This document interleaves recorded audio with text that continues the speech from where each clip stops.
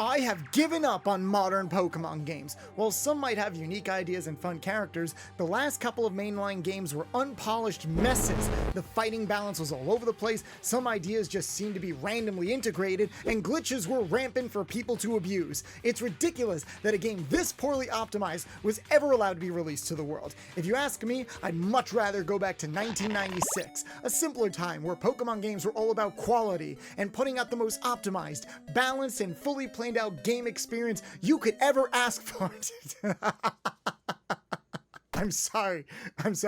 I couldn't even finish that statement with a straight face. I'm being a bit hyperbolic, obviously. Yes, a few of the most recent Pokemon games could be considered broken, but I would argue this franchise has always been broken, and now it's just coming full circle. Sometimes I feel like a hipster amongst my friends because I go back and replay a lot of retro games that could be considered clunky with poor cameras and busted controls. Things that were the standard back then when they came out, but clearly have aged like milk nowadays. Despite the fact that a lot of games were simpler in both their presentation and gameplay back in the day, you'd be surprised at how many things a lot of older games were able to just get away with simply by virtue of the fact that people just didn't know any better at the time. Sometimes we think we've reached the peak of what video games are capable of, but then BAM! A sequel comes out or technology gets updated and there's a new standard to follow. I think Pokemon is the perfect franchise that punctuates just how far video games have come.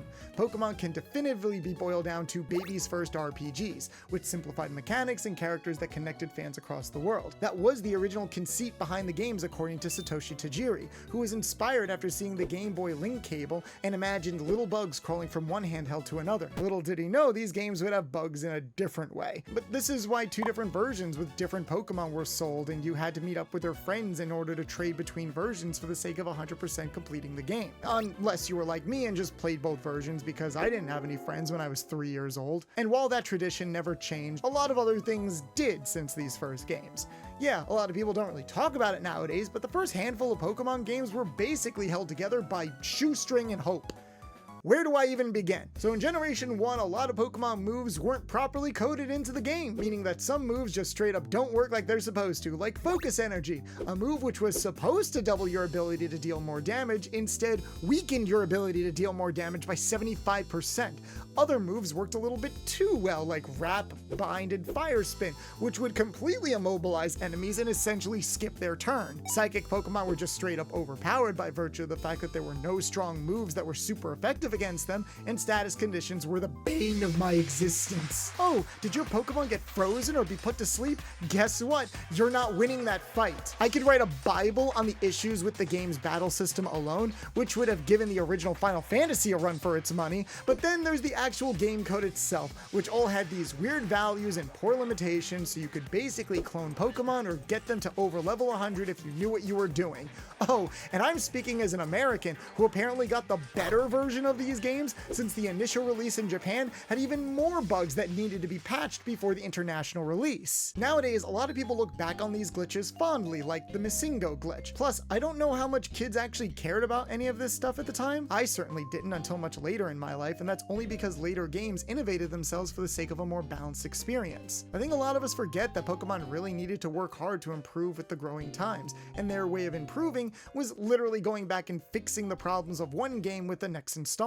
Pokemon Heart Gold and Soul Silver are considered peak Pokemon games. I mean, look at these prices. But the original Generation 2 games were much more about trying to fix things by virtue of just adding more. New types are introduced in order to generate a better gameplay balance, and held items could be given to Pokemon to improve combat situations. More moves in general were added with balance in mind, even if a lot of them still don't work. And while Pokemon breeding was a fun novelty, we now had another avenue by which the game's code could be abused. Yay! Generation 2 also introduced shiny Pokemon, which became humanity's next big addiction next to heroin. It wasn't until Generation 3 where I would argue we got our first taste of what a stable Pokemon game would look like, because these games were rebuilt from the ground up.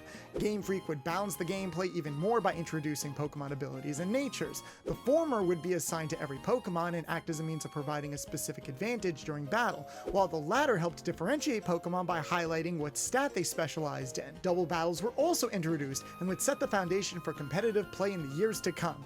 But now we have another problem, because this shift towards competitive play would make people realize that Pokemon weren't able to take full advantage of their types, moves, or new abilities. This would then be followed up with Generation 4, which split moves into either physical attacks or special attacks, so that Pokemon would finally be able to make the most use of the moves that they could learn. For years, you could train a Pokemon to have the best stats possible, but before Generation 4, there's a chance you couldn't teach that Pokemon a move worth a damn that matched its type, because it might deal damage based on its weakest stat. Now moves are categorized based on what they can do rather than just their type, and at this point, hundreds of new moves were introduced to create a game far more viable for casual and competitive experimentation. Think about that. It took 4 generations before the combat system in this RPG series was actually decent. I think that's why a lot of people consider Generation 5 to be some of the best Pokemon games ever created, because in a lot of ways, all they had to do was polish a machine that was finally self-sufficient at that point. But this introduced a whole other problem. Now that the base game finally reached its peak, how do you keep innovating for the sake of relevancy? A lot of people make the joke that every mainline Pokemon game is just the same game released over and over again.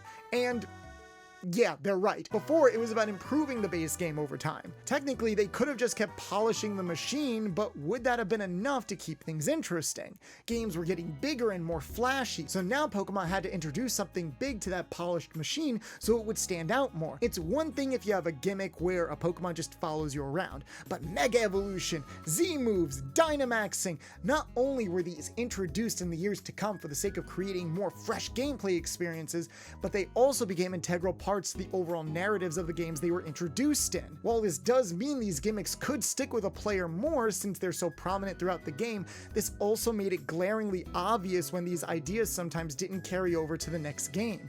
Why improve an idea when you could just make a new one instead? Pokemon has reached a point in its life where it is constantly trying to re-justify itself. Before, Pokemon was stuck in a loop where they had to keep improving things so they could finally get the winning formula down, but arguably by the time they did, it was too late. Now they're stuck in a different type of loop. Now we've reached the point where the Survivor is eating its own tail, and I think Scarlet and Violet is the culmination of that.